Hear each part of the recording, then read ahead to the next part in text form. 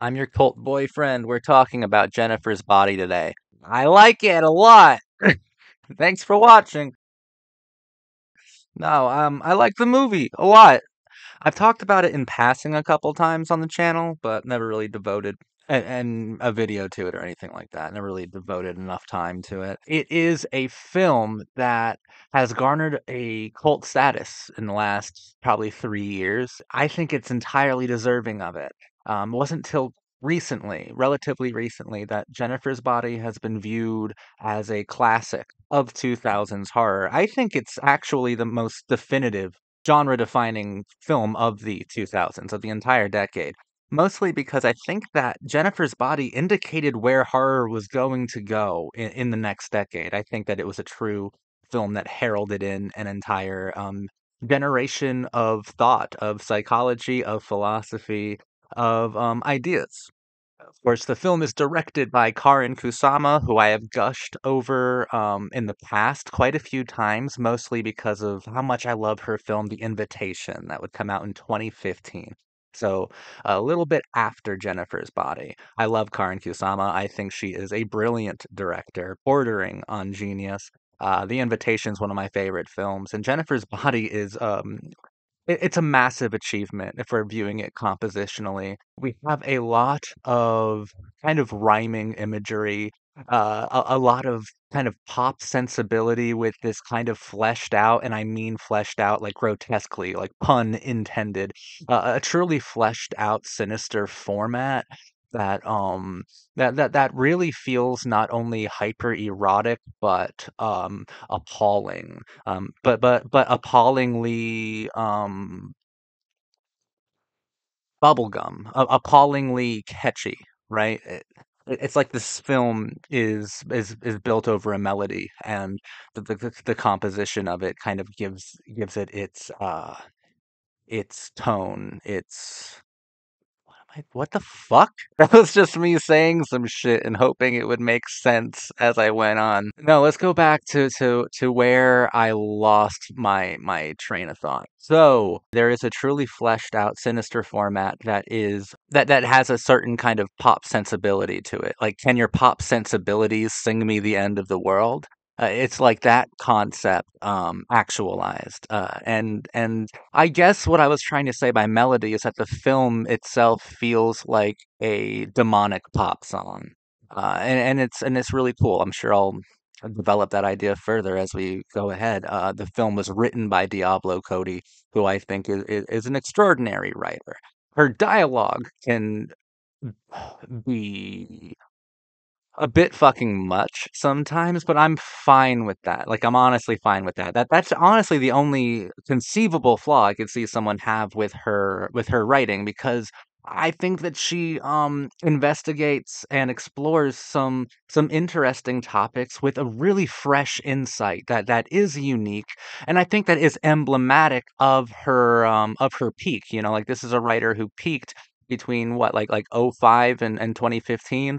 I think that her writing is entirely emblematic of the ethos of the zeitgeist of the era in which she participated most frequently within. I think that she is an incredible writer, an incredible writer, and I think that the dialogue that I was just kind of lightly criticizing is a pretty huge characteristic of her generation of writers. And so far as that school of dialogue goes, Diablo Cody was one of the best. It was a trademark of the era.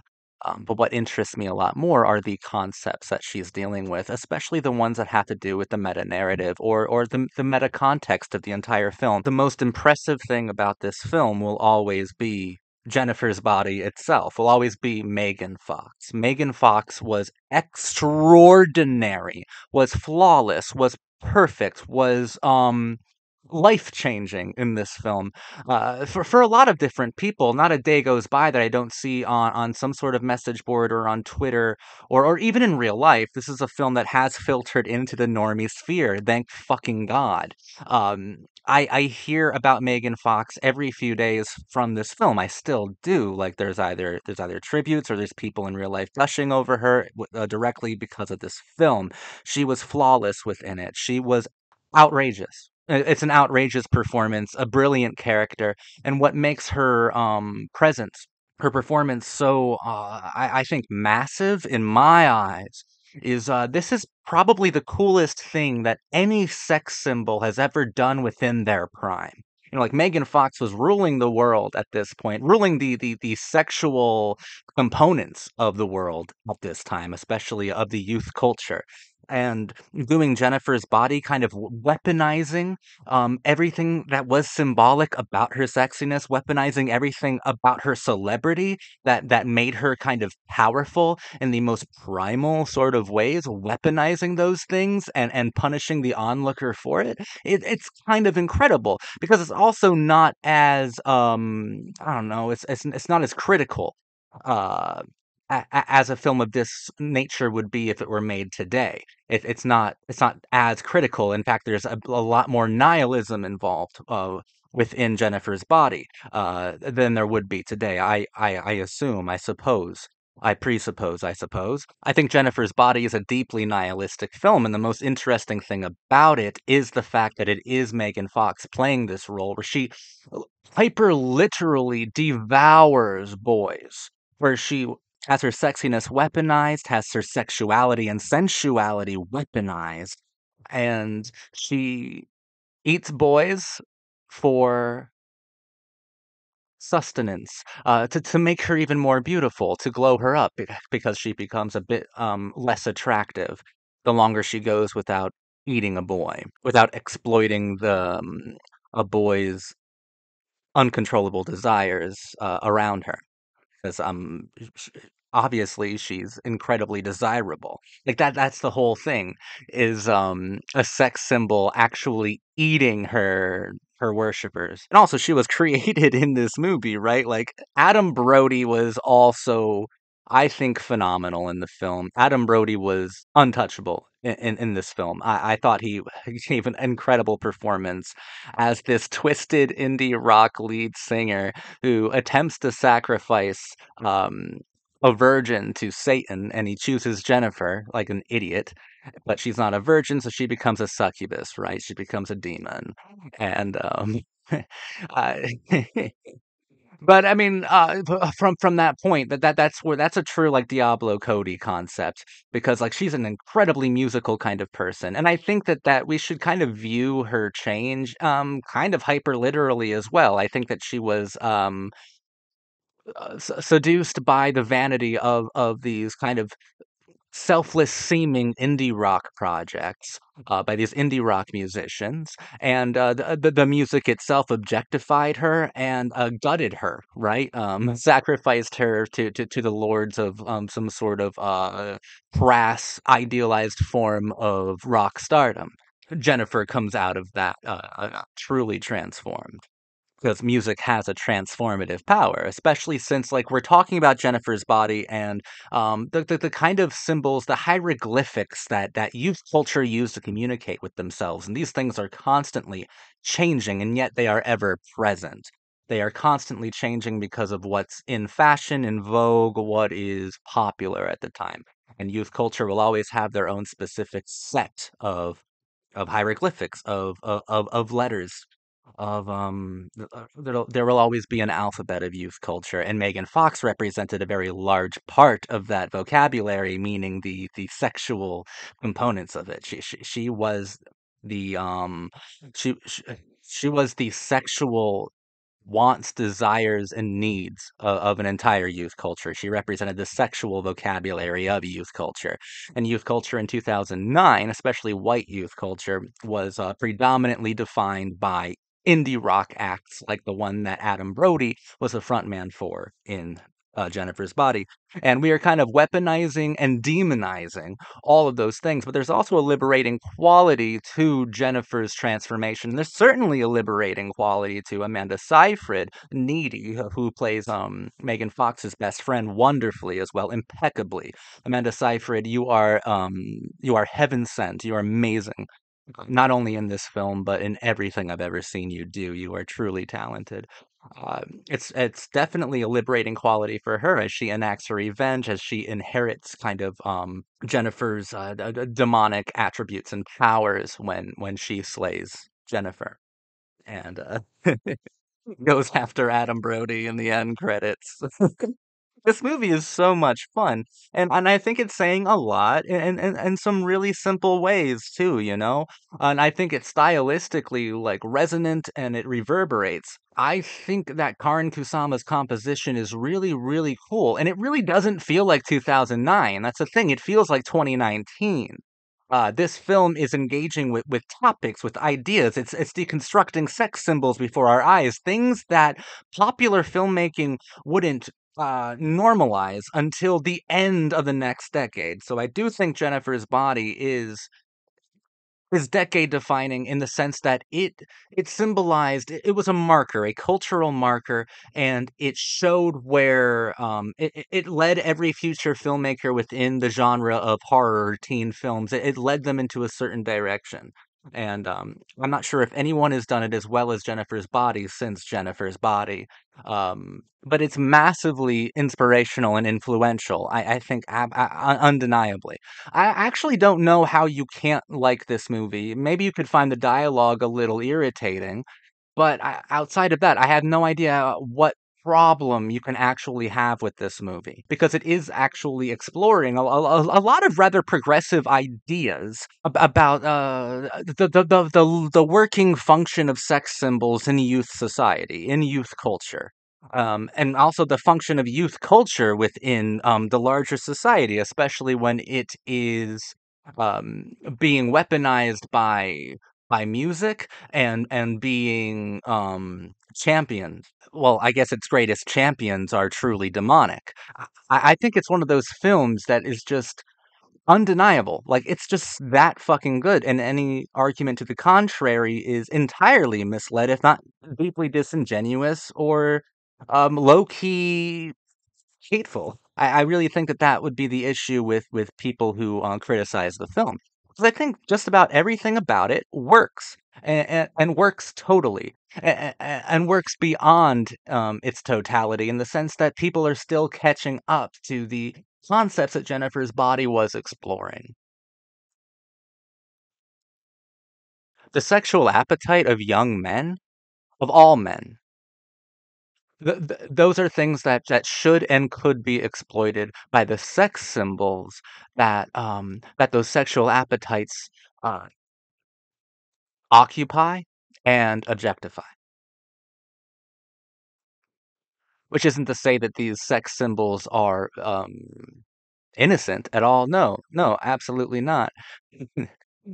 if if having sex symbols within our society, if having sex symbols be basically what celebrity actually represents, there it's not a victimless crime on any side, right? Like I like the nihilistic nature of Jennifer here. She revels in how awful and cruel and savage she is to these characters. Another great one was Colin, played by Kyle Gallner, who I love to death. He's a wonderful actor, um, and he plays like some goth emo boy on here. So never say I haven't been represented in a film. Also, I would obviously die in the framework of Jennifer's Body. Yeah, Megan Fox, you could crush me, and I would thank you for it. Because there is something symbiotic about it, right? There's always something that is sexy about being eaten, I guess. I don't know. Wait, what? Because often sexual desires are fueled by some sort of primal source within a person. I think that cannibalism, at its most basic, if you can explore that concept or that activity, is one of the most primal and animalistic things that another creature could do to its own kind. Also, the most intimate. I would say more intimate than sex. There's part of the revenge fantasy here, but like Needy's like end credit slaughter of Low Shoulders is. I mean that's justifiable and that's really cool, but nothing that Jennifer does is justifiable, and that's what I think makes her so iconic and nihilistically heroic. I guess I really, really appreciate the nihilism of Jennifer. And that is probably the sexiest thing about her. The sexiest thing about her is that she is a succubi, is that she is demonic. And I think it's a very fun postmodern concept to have like the actual sex symbol of her generation star in a film where she is not only like devouring boys and exploiting her obvious physical strengths, like her obvious sexiness. I think that's fun to exploit that part of the audience that desires her while playing with into her own built-in persona outside of the film. But some of the boys that she goes after, Adam Brody, Kyle Gallner, we're talking about heartthrobs from the OC and Veronica Mars. We're talking about and then not only deconstructing the sex symbol of the feminine variety, but also of the masculine. And the masculine ones are rather weak, pathetic, and pretentious. Fragile, like so easily controllable. And I don't think the film's far off in that in their assessment of just how mindless and like easy to devour and destroy, like how powerful good tits are. Like good tits could kill the strongest man. This is the weirdest fucking review. I think it's composed incredibly well. I think it's written extravagantly well, and I think it's acted marvelously. Megan Fox, living legend forever. May her sex symbol never die. And I think Jennifer's Body is a remarkably postmodern gem, and I'm so happy, and I feel like fortunate, to be in a film going society, in a world that actually views Jennifer's Body as a classic. You know, uh, it's one of the few films that gets reclaimed as something like beyond itself that I fully agree with. This is absolutely one of the best films of the 2000s. I think it's honestly the most important one considering where we went as a genre, where cinema went after this film came out. Of course, I don't think any review of Jennifer's Body is being honest if you don't mention Ginger Snaps being, I think, a huge inspiration, a huge influence over the film Jennifer's Body. But then again, you don't want to bring up Ginger Snaps without bringing up The Craft, and it all leads back to Nancy Downs, my wife. I love The Craft. It's a brilliant. That is one of the best movies ever made. Jennifer's Body is a delight.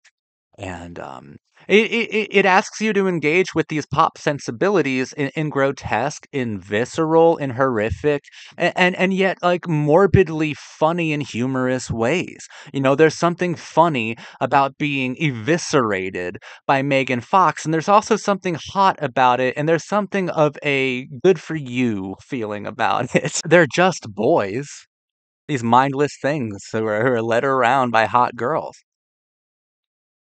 I like that. Megan Fox, you are always an icon, and I love Jennifer's Body.